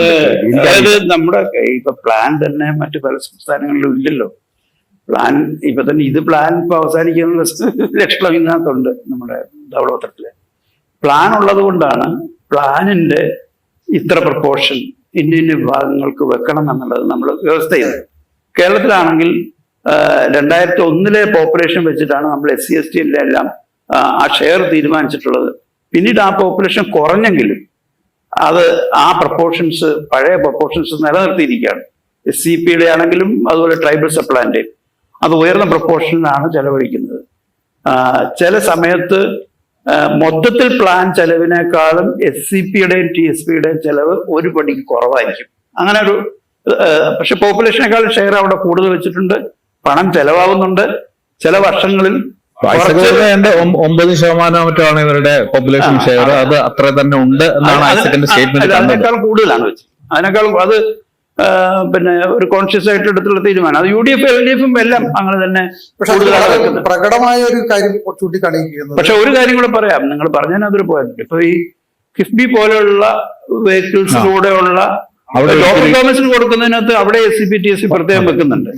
പക്ഷെ കിഫ്ബി പോലുള്ള സ്ഥലത്ത് ആ ഒരു മെയിൻറ്റെയിൻ ചെയ്യപ്പെടും. അവിടെയാണ് ഇല്ല, അവിടെയാണ് പ്രശ്നം. വെച്ചാൽ നമ്മുടെ ഇവിടെ പ്ലാൻ ഉള്ളത് കൊണ്ടാണ് ഈ അപ്പൊ കിഫ്ബിയെക്കാളും വ്യത്യസ്തമായ അതുപോലുള്ള സിറ്റുവേഷനാണ് മറ്റു പല സംസ്ഥാനങ്ങളിൽ. ഈ ഷെയർ അങ്ങനെ ആരും പ്രത്യേകം വെക്കുന്നുമില്ല, മോണിറ്റർ ചെയ്യുകയും ചെയ്യാത്ത അവസ്ഥയാണ്. അപ്പൊ അതുകൊണ്ട് നമുക്ക് ആ കാര്യത്തിൽ വളരെ പോസിറ്റീവായിട്ടുള്ള നിലയുണ്ട്. പക്ഷെ പൂർണ്ണമായിട്ടും പിന്നെ ഡിസൈറബിൾ ആയിട്ടുള്ള ലെവലിലേക്ക് എത്തിയോന്ന് വെച്ച് കഴിഞ്ഞാൽ അതിനകത്ത് പ്രശ്നങ്ങൾ. എനിക്ക് നമുക്ക് ഡിസ്കസ് ചെയ്യാനുള്ള വേറൊരു വിഷയം, ഒരു പ്രതിസന്ധി ഉണ്ടെന്നാണ് ഒരു ധവളപത്രം പറയുന്നത്. പക്ഷേ ആ പ്രതിസന്ധിക്കിടയിലാണ് ഈ പുതിയ ഗവൺമെന്റ് ഇപ്പോൾ 5 ഗ്യാരണ്ടികൾ കൊണ്ടുവന്നിരിക്കുന്നത്. അതുകൂടാതെ മാനിഫെസ്റ്റോയിൽ അവരുടെ ഇലക്ഷൻ മാനിഫെസ്റ്റോയിൽ കുറെ കാര്യങ്ങൾ പറഞ്ഞിരിക്കുന്നു. അപ്പൊ ഈ ഒരു പ്രതിസന്ധിക്കകത്ത് ഇതെങ്ങനെ പരിഹരിക്കാനുള്ള ചില നിർദ്ദേശങ്ങൾ വന്നിട്ടുണ്ട്. ഒന്ന് ഈ കടലുമായി ബന്ധപ്പെട്ട പുതിയ ഡെവലപ്മെന്റ്, തുറമുഖങ്ങളെ ബന്ധിപ്പിക്കുന്ന കടലുമായി എനിക്ക് തോന്നുന്നു കണ്ണൻ സാറിന് വളരെ മുമ്പ് എക്കണോമിക് ആൻഡ് പൊളിറ്റിക്കൽ വീക്കിൽ എഴുതിയൊരു ലേഖനം എനിക്ക് ഓർമ്മയുണ്ട്. കേരളത്തിലെ ജലപാതകളുടെ സാധ്യതകളെ കുറിച്ച് വളരെ വർഷങ്ങൾക്ക് മുമ്പ് അത് വർഷങ്ങളായി ചർച്ച ചെയ്യുന്നുണ്ട്. പക്ഷെ അത് നടന്നിട്ടില്ല. ഇപ്പൊ അത് കുറെ കൂടെ വലിയ രീതിയിൽ നമ്മുടെ സാമ്പത്തിക പ്രതിസന്ധിയെ കൂടി മറികടക്കാൻ പറ്റുന്ന തരത്തിൽ നടപ്പാക്കുമെന്നാണ് മുഖ്യമന്ത്രി പറയുന്നത്. അപ്പൊ അതിന്റെ അത്തരം സാധ്യതകൾ എന്താണെന്നുള്ളൊരു വിഷയമുണ്ട്. ഈ പ്രതിസന്ധി നമുക്ക് നിലനിൽക്കുമ്പോൾ ഈ പുതിയ ബേർഡൻ നമുക്ക് എടുക്കാൻ പറ്റുമോ, ഇത്തരം കാര്യങ്ങളിലൂടെ പരിഹരിക്കാൻ പറ്റുമോ എന്നുള്ളൊരു വിഷയം ഗൗരവമുള്ള കാര്യമാണ്. അല്ല, അതിന് മുമ്പ് എനിക്ക് 2 ചെറിയ കമന്റ് പറയണം. ഒന്ന്, MGR പറഞ്ഞ ഈ AI ടൂളിനെ കുറിച്ച് അദ്ദേഹം ഓർമ്മിപ്പിച്ചു. കാരണം അത് നമുക്കിപ്പോ ഒരു രസകരമായി തോന്നുമെങ്കിലും അതൊരു സംസ്ഥാനത്തെ ഒരു ഇൻസ്റ്റിറ്റ്യൂഷന്റെ ക്രെഡിബിലിറ്റിയെ ബാധിക്കുന്ന ഒന്നാണ്. ഡോക്ടർ തോമസ് ഐസക് CDSല് വിദ്യാർത്ഥിയായിട്ടും ഫാക്കൽറ്റി ആയിട്ടും 20 വർഷത്തോളം പ്രവർത്തിച്ച ആളാണ്. ഈ അങ്ങേർക്ക് നന്നായിട്ട് അറിയാം. ഈ കമ്മിറ്റിയുടെ റിസർച്ച് വർക്ക് മുഴുവൻ ചെയ്തത് CDSലാണ്. 80% of the work of this committee was done in CDS. ഒന്നാം തരം നമ്മുടെ യങ് റിസർച്ചേഴ്സ് ആണ് ഇതിന്റെ ഡാറ്റ ഇത്രയും ഈ ചുരുങ്ങിയ ദിവസങ്ങൾക്കുള്ളിൽ അത് ഡൗൺലോഡ് ചെയ്യുകയല്ല, അത് എങ്ങനെയൊക്കെ വിധത്തിൽ പ്രസന്റ് ചെയ്യണം, അതിന്റെ അനാലിസിസ്, പ്രോസസ്സിംഗ് മുഴുവൻ അത് ചെയ്തത് അവിടെ. അപ്പൊ ഈ റിപ്പോർട്ട് എഴുതിയത് AI ആണെന്ന് പറഞ്ഞാൽ അത് ഈ ഇൻസ്റ്റിറ്റ്യൂട്ടിന്റെ ഇതിനെയാണ് ബാധിക്കുക. അപ്പൊ ഞാൻ ഡയറക്ടറെ വിളിച്ച് ചോദിച്ചു. അദ്ദേഹം പറഞ്ഞു, സർ, ഈ 7 ചാപ്റ്ററിന്റെ ഒരു വരി പോലും ഞങ്ങൾ AI ടൂളിൽ കൂടെ എഴുതിയതല്ല. അപ്പൊ ഞാൻ ചോദിച്ചു, അതിനെന്താ ഗ്യാരണ്ടി? അപ്പൊ അദ്ദേഹം പറഞ്ഞു, ഞങ്ങൾ ഈ റിപ്പോർട്ട് ഇതിന്റെ ടെക്സ്റ്റ് മുഴുവൻ ഒരു AI ഇതിലിട്ടു. എന്നിട്ട് അതിനോട് ചോദിച്ചു, ഇത് ഹ്യൂമൻലി റിട്ടൺ റിപ്പോർട്ടാണോ അതോ AI ജനറേറ്റഡ് ആണോ? അത് വ്യക്തമായിട്ട് ഉത്തരം തന്നു, ഇത് ഹ്യൂമൻലി എഴുതിയ റിപ്പോർട്ടാണ്. അതിൻ്റെതായിട്ടുള്ള ശൈലിയും തെറ്റും അല്ലാത്തതും ഒക്കെ അതിലുണ്ട്. AI ജനറേറ്റഡ് ആണെങ്കിൽ ഞങ്ങൾ ഈ താഴെ പറയുന്ന പദങ്ങൾ ഉപയോഗിക്കില്ല. ഞാനത് വലിയ ചർച്ചയ്ക്ക് ആവശ്യമില്ലാത്തതുകൊണ്ട് ചർച്ചയ്ക്ക് ആവശ്യമില്ല. കാരണം ഇത് അപ്പം നമ്മുടെ സാധാരണ ജനങ്ങൾ എന്താ വിചാരിക്കുക, ഇവിടെ റിസർച്ച് ചെയ്തില്ല, അവർ എന്ത് റിസർച്ച് ചെയ്യുന്ന എല്ലാം കൂടി എടുത്തിട്ട് ഒരു AI ടൂളിലിട്ട് റിപ്പോർട്ട് ഉണ്ടാക്കി നല്ലൊരു കവർ ഇട്ട് ഗവൺമെന്റിന് കൊടുത്തു. അതല്ല. അദ്ദേഹത്തെ പോലെ മുൻ മന്ത്രിയായിരുന്ന ഈ ഇൻസ്റ്റിറ്റ്യൂട്ടിനെ വളരെ നന്നായി അറിയുന്ന ഒരു വ്യക്തി എന്നുള്ള നിലയ്ക്ക് അദ്ദേഹം ഇത് പറയരുതായിരുന്നു എന്നാണ് എന്റെ അഭിപ്രായം. രണ്ടാമത്തെ ചർച്ചയിൽ ഇല്ലാത്തതുകൊണ്ട് സ്പിരിറ്റ് CDSനെ മോശമാക്കുന്ന തരത്തിലുള്ള ഒരു സംഭവമേ ആയിരുന്നില്ല എന്ന് എനിക്ക് തോന്നുന്നത്. അല്ല, പക്ഷെ അതിന്റെ ഇന്റർപ്രിട്ടേഷൻ അങ്ങനെ അല്ല. ഇതിനകത്ത് അദ്ദേഹം ഉയർത്തിയ ഒരു കൺസേൺ എന്ന് പറയുന്നത് ഡേറ്റ ഈ AI പ്ലാറ്റ്ഫോമിൽ പ്രോസസ് ചെയ്തിട്ടുണ്ടോ എന്നുള്ളതാണെന്നാണ് എനിക്ക് തോന്നുന്നത്. അദ്ദേഹത്തിന്റെ വാർത്താ സമ്മേളനം ഞാൻ കേട്ടില്ല, അതാണ് എനിക്ക് തോന്നുന്നത്. ഞാൻ നേരത്തെ കണ്ണൻ സാറിനോട് ചോദിച്ചൊരു വിഷയം, ഹരി ചെയ്ത ഒരു നല്ല ഡിഫൻസ്. അല്ല, ഈ അതായത് ഇപ്പം നിയമസഭയിലെ ചർച്ചാവേളയിലും ഈ പോയിന്റ് ഓഫ് ഓർഡർ ഉന്നയിക്കുമ്പോഴും ഒക്കെ തന്നെ ഇതില് പങ്കെടുത്തിട്ടുള്ള എല്ലാ പണ്ഡിതന്മാരോടുമുള്ള റെസ്പെക്റ്റോടു കൂടിയാണ് അവിടെ എല്ലാവരും ഭരണപക്ഷവും പ്രതിപക്ഷവും ഒക്കെ ചർച്ച ചെയ്തിട്ടുള്ളത്. അതുകൊണ്ട് അങ്ങനെ CDSന്റെ ക്രെഡിബിലിറ്റിയുടെ ഒരു പ്രശ്നം അവിടെ വരുന്നില്ല. പക്ഷെ ഇതിനകത്ത് ഉള്ളത് ഇത് ഒരു സംശയം ഉന്നയിക്കപ്പെടുന്നത് AI-യുമായി ബന്ധപ്പെട്ട് അത് ഡേറ്റ പ്ലാറ്റ്ഫോം ഡേറ്റ പ്രോസസിംഗ് പ്ലാറ്റ്ഫോമിലേക്ക് ഡേറ്റാ ബേസ് കൊടുത്തിട്ടുണ്ടോ എന്നുള്ളതാണ്. ഇദ്ദേഹവും CDSന്റെ പ്രോഡക്റ്റ് ആണ്. അക്കാര്യത്തില് നമ്മളെല്ലാം CDSനെ പറ്റി വളരെ പ്രൗഡാണ്. പിന്നെ MG60 കാരണം വെച്ച് കഴിഞ്ഞാൽ റിപ്പോർട്ട് മാറ്റി പറഞ്ഞത് പൂർണ്ണമായിട്ട് ശരിയാണ്. ഇപ്പോ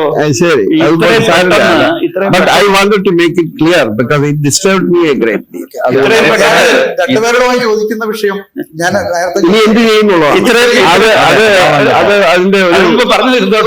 രണ്ടുപേരും പറഞ്ഞ കാര്യം, അതായത് ചുരുങ്ങിയ സമയത്തിനുള്ളിൽ ഇത്രയും പ്രൊഫഷണലായിട്ട് ഈ വർക്ക് ചെയ്യണമെങ്കിൽ CDS പോലൊരു സ്ഥാപനത്തിന്റെ ഒരു വലിയ കോൺട്രിബ്യൂഷൻ അതിന് പുറകിലുണ്ട്. കാരണം ഇത്രയെല്ലാം ഒരുമിച്ച് കൊണ്ടുവന്ന കാരണം സമയമില്ലല്ലോ, വളരെ ചുരുങ്ങിയ സമയത്തിന് ഉള്ളിലാണ് ഇതെല്ലാം ചെയ്യുന്നത്. അത് മാത്രമല്ല, ഒരു ഗവൺമെന്റ് മാറി വേറൊരു ഗവൺമെന്റ് വരുമ്പം നമ്മൾ ചർച്ച ചെയ്യുന്ന കുറെ ഇഷ്യൂസ് അതിനകത്ത് അവർ കൊണ്ടുവരുന്നുണ്ട്. അതിനെ ആ സ്പിരിറ്റിൽ കണ്ടിട്ട് നല്ല രീതിയിൽ അത് ചർച്ച ചെയ്ത് പോകണം. അപ്പൊ വിമർശനവും വരും. അതേസമയത്ത് ഒരു പൊളിറ്റിക്കൽ ഒരു വലതുപക്ഷത്തേക്കുള്ള ഒരു ചുവടുവയ്പ്പാണോ എന്നുള്ളത് വിമർശനം വരും. സ്വാഭാവികമായിട്ടും ചർച്ച ചെയ്യേണ്ടതാണെന്ന് തോന്നുന്നു. അതെന്നുള്ളത് പഴയ ക്ലാസിഫിക്കേഷൻ അതെ, അതിപ്പോ എന്താ അതിലിപ്പോ എന്താ അറിയോ, കേരളത്തിൽ പലപ്പോഴും ഇടത് വലതും വലത് ഇടതും ആവുന്ന ഒരു പ്രതിഭാസം ഉണ്ടെന്ന് പലരും വിശ്വസിക്കുന്നു. ഞാൻ വിശ്വസിക്കുന്നുണ്ടോന്ന് പറഞ്ഞു ചോദിക്കരുത്. കാരണം മാഷ് സാധാരണ ഇടതിനെയും വലതിനെയും ഒക്കെ വിമർശിക്കുന്ന ആളാണ്. യഥാർത്ഥത്തില് ഒരു നല്ല സോഷ്യൽ സയന്റിസ്റ്റ് ആയി കഴിഞ്ഞാൽ നിങ്ങൾക്ക് പലപ്പോഴും പല അഭിപ്രായങ്ങളും തുറന്നു പറയേണ്ടി വരും. സ്വാഭാവികമായിട്ടും അത് പിന്നെ എതിർക്കപ്പെടുകയും ഇഷ്ടപ്പെടാതെ വരികയും ഒക്കെ ചെയ്യും. പക്ഷെ അങ്ങനെ ഉണ്ടാവും. അപ്പൊ അതുകൊണ്ട് തന്നെ CDS പോലൊരു സ്ഥാപനം പിന്നെ ഇതുപോലൊരു റിപ്പോർട്ട് തയ്യാറാക്കുമ്പോൾ സ്വാഭാവികമായിട്ട് റിപ്പോർട്ടിനെതിരായിട്ടുള്ള വിമർശനം ഉണ്ടാകുന്നത് പിന്നെ നമുക്ക് ഒഴിവാക്കാൻ പറ്റില്ല. അതുകൊണ്ടാവും തീർച്ചയായിട്ടും. ഞാൻ ചോദിച്ചൊരു ചോദ്യത്തിന് നിങ്ങൾ ചോദിച്ചില്ല. എന്റെ അഭിപ്രായത്തില് ഈ ഗവൺമെന്റിന്റെ അവരിഷ്ടപ്പെട്ടാലും ഇല്ലെങ്കിലും തലയില് വലിയൊരു ബാണ്ഡമാണ്. ആ ബാണ്ഡത്തിന്റെ നമ്പർ എന്താണെന്ന് ചോദിച്ചാൽ ഈ പറഞ്ഞ അരിയേഴ്സ് 48,700 ചില്ലാനം കോടി രൂപ. കിഫ്ബിയുടെ കട തിരിച്ചു കൊടുക്കേണ്ട സമയമായി. 21,000 കോടി, രണ്ടും കൂടി കൂട്ടിയാൽ 70,000 കോടി. ഇത് ഒറ്റ വർഷം കൊണ്ട് കൊടുക്കേണ്ടതല്ല. പക്ഷേ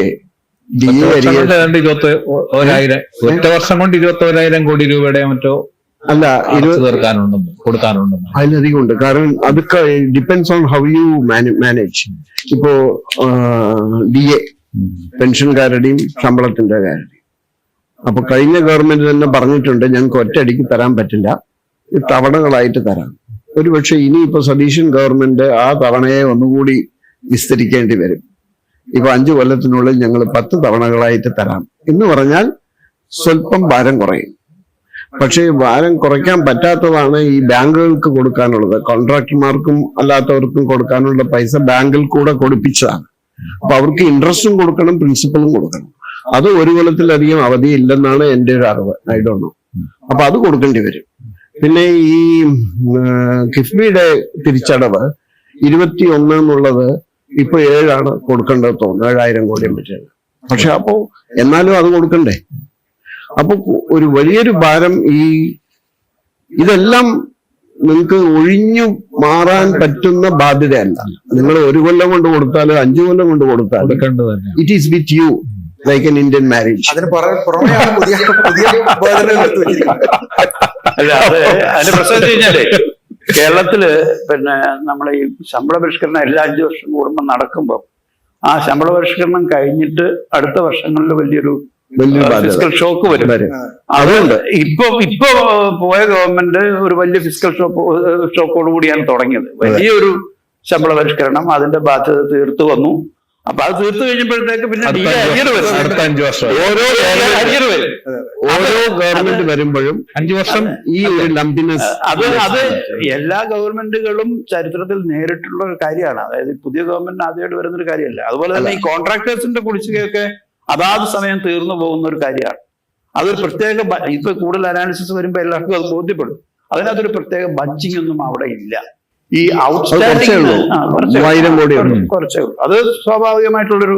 അപ്പോ ഈ ഗവൺമെന്റിന് എന്ത് ചെയ്യാമെന്ന് ചോദിച്ചാല് എന്റെ അതാണ് വളരെ പ്രധാനപ്പെട്ട. അപ്പൊ ഇത് എന്റെ ഒരു ഇക്കോണമിസ്റ്റ് എന്നുള്ള നിലയ്ക്ക് ഞാൻ പഠിച്ചതും കണ്ടതുമായിട്ടുള്ള ഇതാണ്. ദയവ് ചെയ്ത് എടുത്താൽ പൊങ്ങാത്ത പബ്ലിക് ചെലവുള്ള പദ്ധതികൾ ഏറ്റെടുക്കരുത്. നമുക്ക് ഇഷ്ടപ്പെട്ടാലും ഇഷ്ടപ്പെടും. പക്ഷേ നിങ്ങൾക്ക് ഇപ്പൊ മാരിടൈം വാട്ടർ ബേസ്ഡ് ഡെവലപ്മെന്റിനാണ് ഇവർ പറയുന്നത്.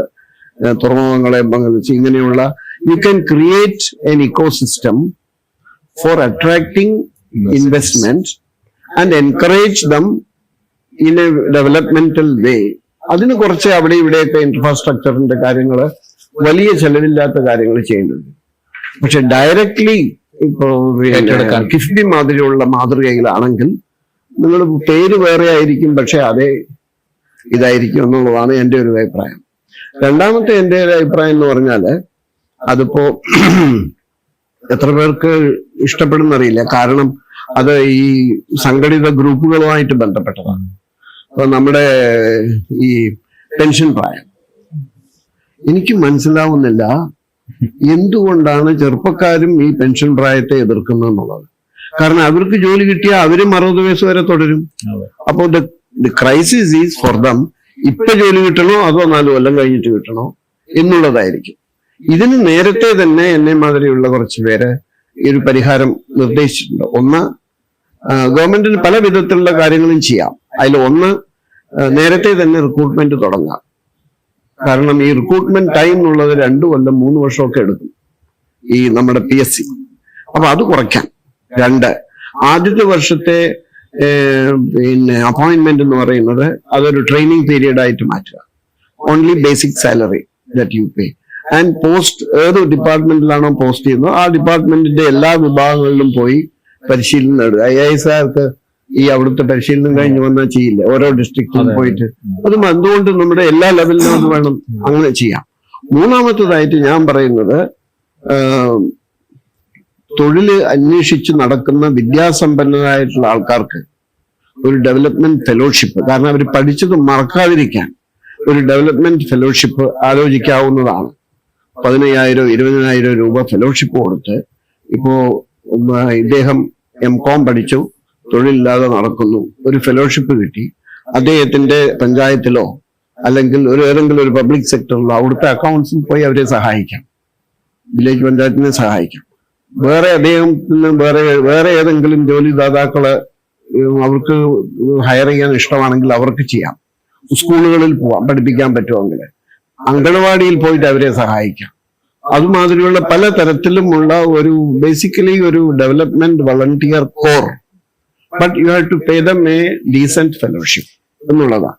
അപ്പൊ ഇങ്ങനെയുള്ള പല മാർഗങ്ങളുണ്ട്. രണ്ടാമത്, അങ്ങനെ ആവുമ്പോൾ അടുത്ത 4 വർഷം ഓരോ വർഷവും 6000 കോടി രൂപയ്ക്കായി അധികം മിച്ചമായിട്ട് കിട്ടും. പിന്നെ വേറൊന്ന്, ഒരു സംസ്ഥാനത്തും ഇല്ലാത്ത ആനുകൂല്യങ്ങൾ നമ്മൾ തുടരുന്നത് ശരിയല്ല. ഈ 5 വർഷത്തെ ശമ്പള പരിഷ്കരണം തന്നെ 5 വർഷത്തെ ശമ്പള പരിഷ്കരണം അല്ല നമുക്ക് അഭികാമ്യം എന്നുള്ളത് മോഹൻദാസ് കമ്മീഷൻ, ശമ്പള കമ്മീഷൻ, അതിന്റെ റിപ്പോർട്ട് വായിക്കുമ്പോൾ പറയാ വളരെ ലോജിക്കലായിട്ട് ആർഗ്യൂ ചെയ്ത് അവർ പറഞ്ഞിട്ടുണ്ട്. ഈ പറഞ്ഞ കാര്യമാണ്. ഓരോ മന്ത്രിസഭ വരുമ്പോഴും അവർക്ക് അടുത്ത വർഷം വലിയൊരു ഭാരമാണ് അവരുടെ മുകളിൽ വരുന്നത്. അത് ഈ ഫൈനാൻഷ്യൽ മാനേജ്മെന്റിനെ അങ്ങനെ അട്ടിമറിക്കുന്നതാണ്. So you need a fairly long period to manage. അപ്പോൾ നമുക്ക് ഈ കേന്ദ്ര കമ്മീഷനുമായിട്ട് അവര് കമ്മീഷനെ അനൗൺസ് ചെയ്താൽ പിറ്റേ ദിവസം നിങ്ങൾക്ക് അനൗൺസ് ചെയ്യാം, അങ്ങനെ ആക്കാം. മൂന്നാമത്, വേറെ ഒരു സംസ്ഥാനത്തും ഇല്ലാത്തതാണ് ആനുവൽ എൻകാഷ്മെന്റ് ഓഫ് ലീവ്. അത് കേന്ദ്ര ഗവൺമെന്റിലായാലും മറ്റു സംസ്ഥാനങ്ങളിലായാലും റിട്ടയർമെന്റ് സമയത്ത് മാത്രമാണ് അത് അനുവദിക്കുന്നത്. If you have accumulated leave.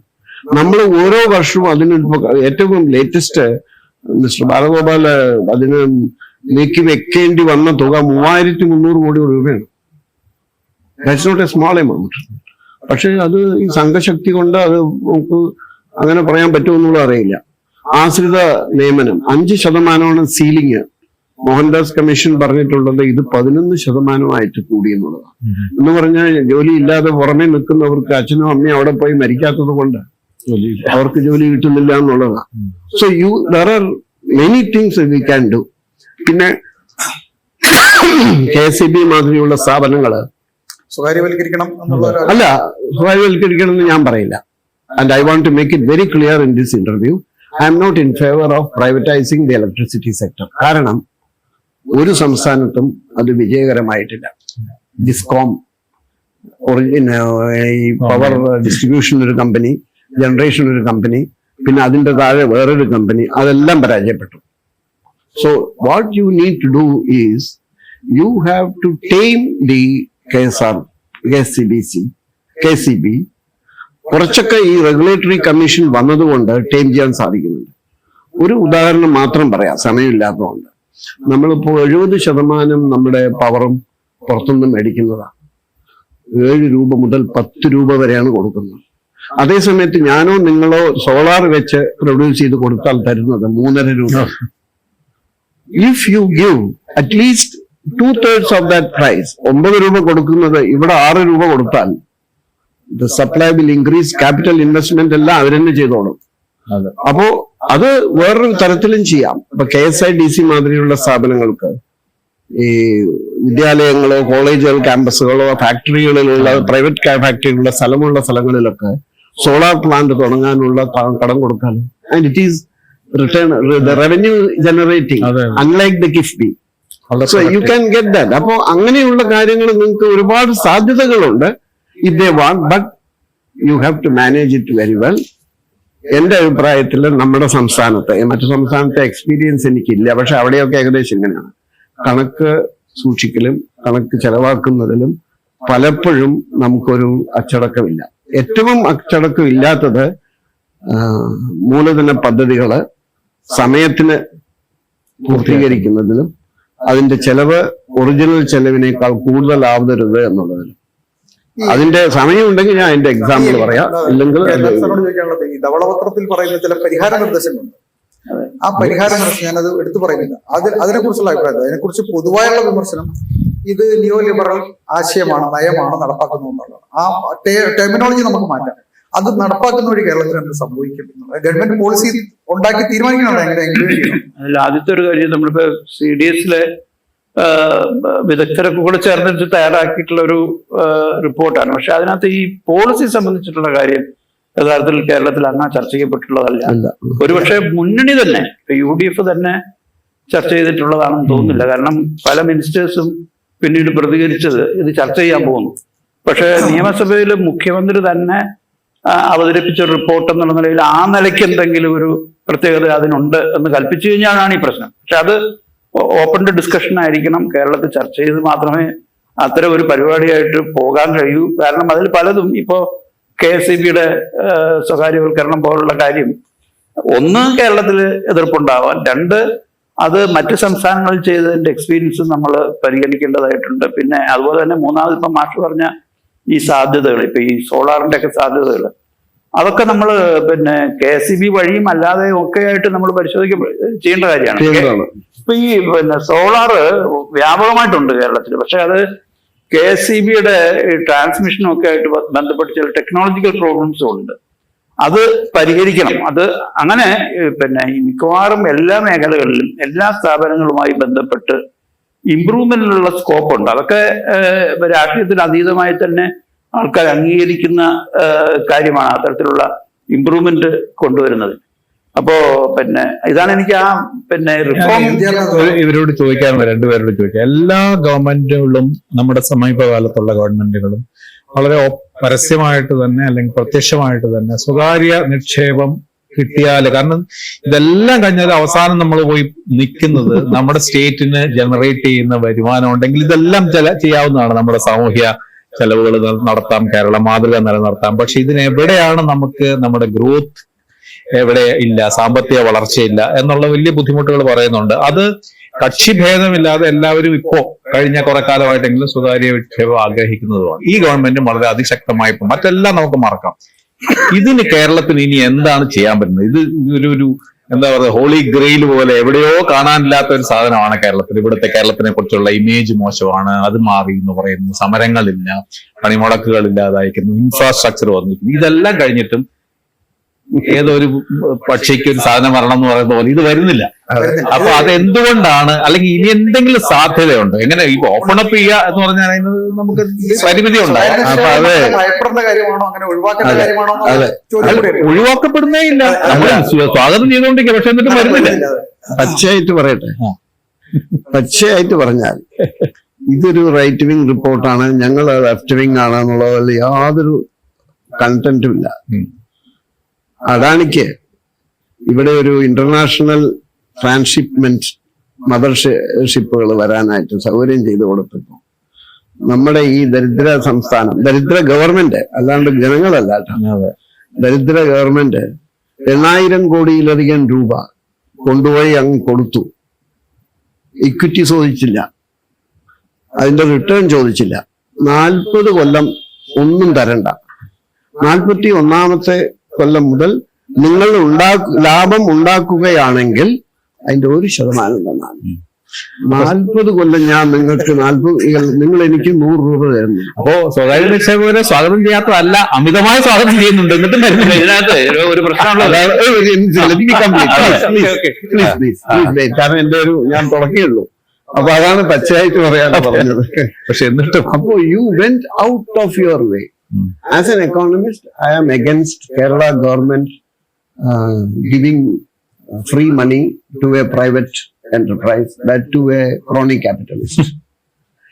രണ്ടാമത് ഇത് നാഷണൽ പ്രോജക്റ്റ് ആണ്. നമുക്ക് ഇതുകൊണ്ട് വലിയ ഈ കണ്ടെയ്നർ 100 കണ്ടെയ്നർ വന്നാല് ഒരു കണ്ടെയ്നർ പോലും കേരളത്തിന്റെ ഉപയോഗത്തിനുണ്ടാവില്ല. It all goes to Chennai, car produce ചെയ്യുന്ന അവിടെയാണ്, ഗുജറാത്തിലേക്ക്, ബോംബെയിലേക്ക് എല്ലാം അവിടെയും പോകുന്നത്. അപ്പൊ അതാണ് അതിന്റെ ഒരു സ്ഥിതി. രണ്ടാമത് നമ്മുടെ ഗവൺമെന്റ് ഇടത് വലത് എന്നുള്ളത് തന്നെ ഇതാണ്. UDF LDF ആരായാലും NRI ക്യാപിറ്റൽ ഉണ്ടല്ലോ, മലയാളി ക്യാപിറ്റലിസ്റ്റ് ഇൻ ഗൾഫ്, അവരെയൊക്കെ പൂമാലയിട്ട് ആനയിച്ചു കൊണ്ടുവന്ന് അവർക്ക് മാളുകൾ ഉണ്ടാക്കാൻ, ലുലു മാൾ, റോഡിന്റെ സ്ഥലം കൊടുത്ത് എത്ര എണ്ണം ഉണ്ട് ഇപ്പൊ ലുലു മാളുകള്?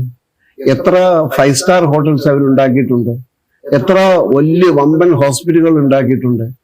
ഇൻവെസ്റ്റ്മെന്റ് വരുന്നുണ്ട്, അതിനുവേണ്ട ഒത്താശ 2 ഗവൺമെന്റുകളും ചെയ്തിട്ടുണ്ട്. പക്ഷെ ഇതൊന്നും ഉൽപാദന മേഖലയിലല്ല. അപ്പൊ അവിടെ പബ്ലിക് പ്രൈവറ്റ് നിങ്ങൾ നോക്കിയില്ലല്ലോ, 2 ഗവൺമെന്റ് നോക്കിയില്ലല്ലോ. ഇപ്പോഴും അവരുടെ ചങ്ങാതിമാരെ ഡയസ്പോറിക് ക്യാപിറ്റലാണ് കേരളത്തിന്റെ. It's A new phenomenon that we now have 12 billionaires in Gulf. Malayali billionaires. Out of 100 Indian billionaires in the 12% are Malayalis. അപ്പൊ capital ഇല്ലാത്തതുകൊണ്ടല്ല. The capital which is coming to Kerala is 90% going to the service sector. Film ഉണ്ടാക്കുക, tourist കേന്ദ്രങ്ങൾ ഉണ്ടാക്കുക. Kerala is one country with the highest incidents of 5-star and 4-star. അതെ അതെ. അപ്പൊ investment മുഴുവൻ നമ്മുടെ service മേഖലയിൽ. എന്റെ അഭിപ്രായം കുറച്ച് വ്യത്യസ്തമാണ്, മാഷ് പറഞ്ഞ മാതിരിയല്ല. അതായത് നമ്മുടെ മാനുഫാക്ചറിങ്ങിൽ നമുക്ക് വലിയ രീതിയിലുള്ള ഇൻവെസ്റ്റ്മെന്റിന്റെ പോസിബിലിറ്റി പലതരത്തിലുള്ള കാരണങ്ങളുണ്ട്. എൻവയോൺമെന്റ് ആയിട്ടുള്ള കാരണങ്ങളുണ്ട്, നമുക്ക് പറ്റില്ല.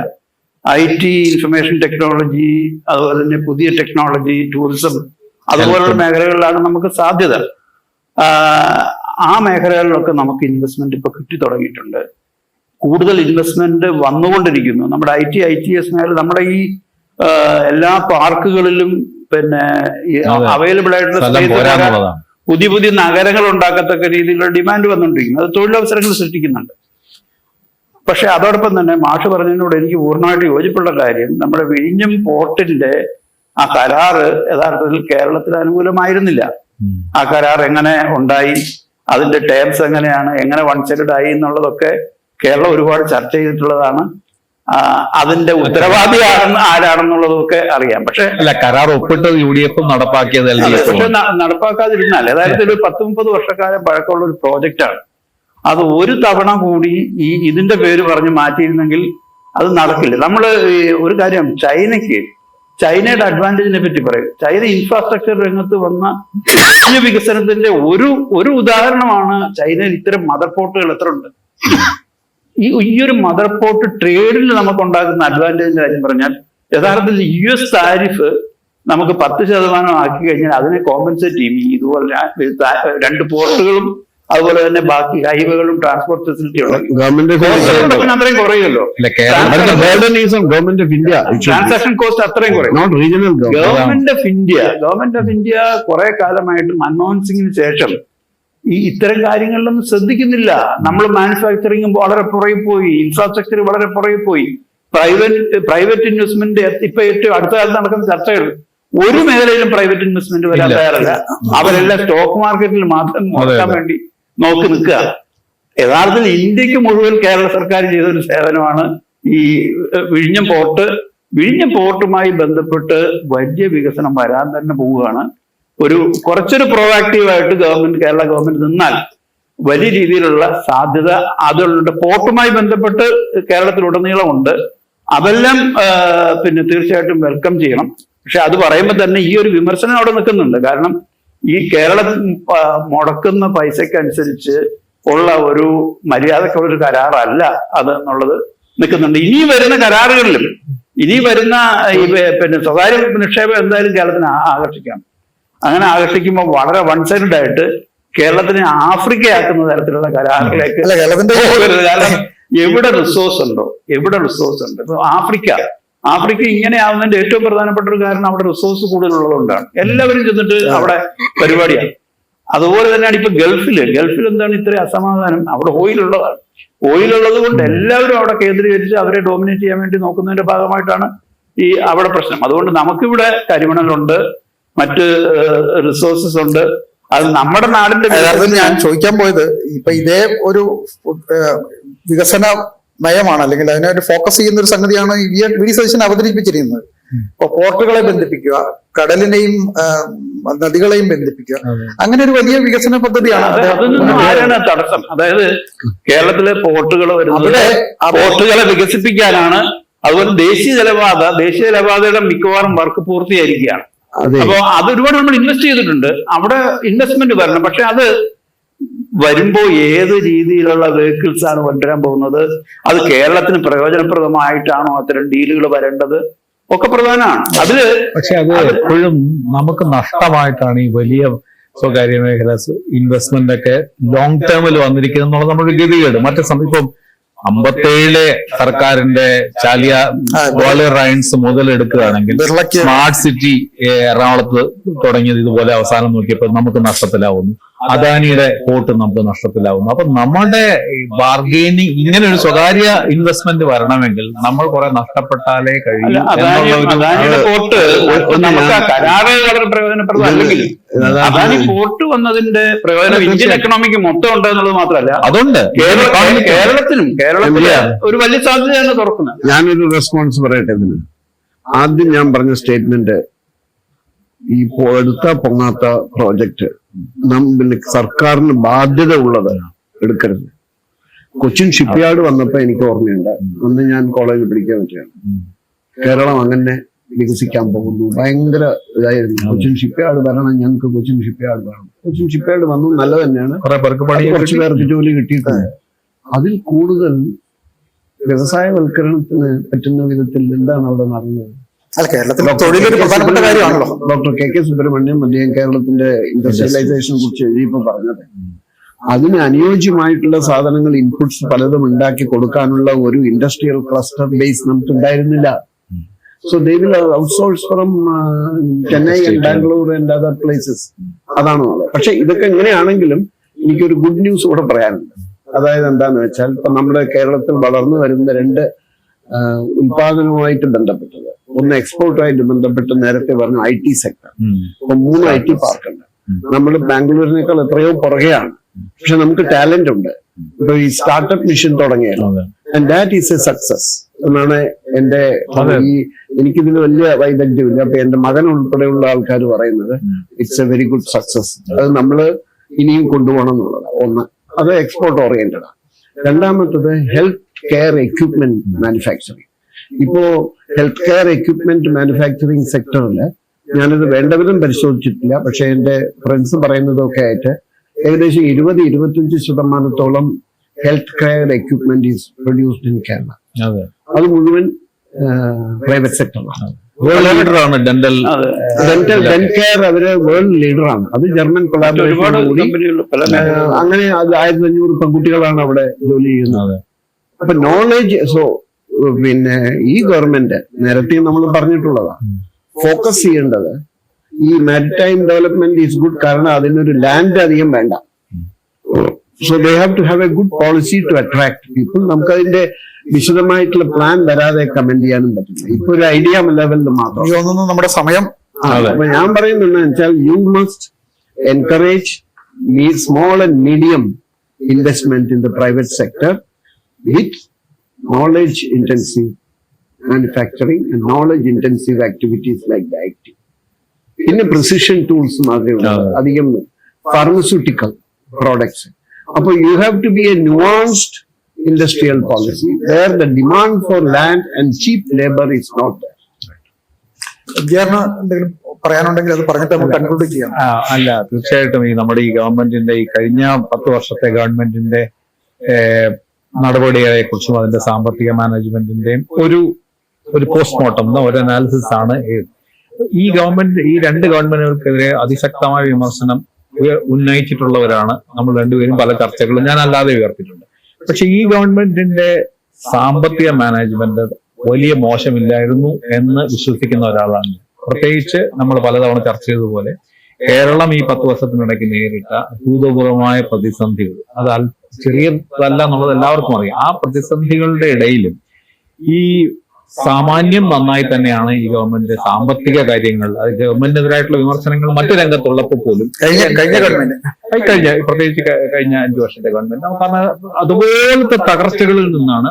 പക്ഷെ നമ്മൾ അങ്ങനെ ഒരു വലിയ തകർച്ച അറ്റ്ലീസ്റ്റ് ഈ 5 വർഷത്തിനിടയിൽ നമ്മുടെ കേരളത്തിന്റെ ദൈനംദിന ജീവിതത്തിൽ വലുതായി ബാധിച്ചിട്ടില്ല എന്ന് മാത്രമല്ല, ഈ കണക്കുകളും ഈ കടങ്ങളും ഒക്കെ നോക്കുമ്പോഴും കടത്തിന്റെയൊക്കെ നേരെ കുറഞ്ഞു വരുന്നു എന്ന് തന്നെയാണ് നമുക്ക് വ്യക്തമായിട്ട് മനസ്സിലാവുന്നത്. ഈ to G S D P ratio ആയാലും വേണ്ട പോലെ ആയോ? തീർച്ചയായിട്ടും ഇല്ല. പക്ഷേ അതുകൊണ്ട് ഇതൊരു വലിയ തകർച്ചയിലായിരുന്നു ഈ 5 വർഷത്തെ ഗവൺമെന്റിന്റെ സാമ്പത്തിക മാനേജ്മെന്റ് എന്ന് വിശ്വസിക്കാത്ത ഒരാളാണ്. പക്ഷെ ഒരുപാട് കാര്യങ്ങൾ ചെയ്യാനുണ്ടെന്ന് നമ്മളെ മനസ്സിലാക്കി തരുന്ന ഒരു രേഖയാണിത്. നമ്മുടെ വിദഗ്ധർ നമ്മളോട് ചൂണ്ടിക്കാണിക്കുന്നത് അത് തന്നെയാണ് എന്നാണ് എന്റെ ഒരു ലിമിറ്റഡ് ആയിട്ടുള്ള ഒരു. തീർച്ചയായും വളരെ ഗൗരവമുള്ള ഒരു ചർച്ചയാണ് നമ്മൾ നടത്തിയത്.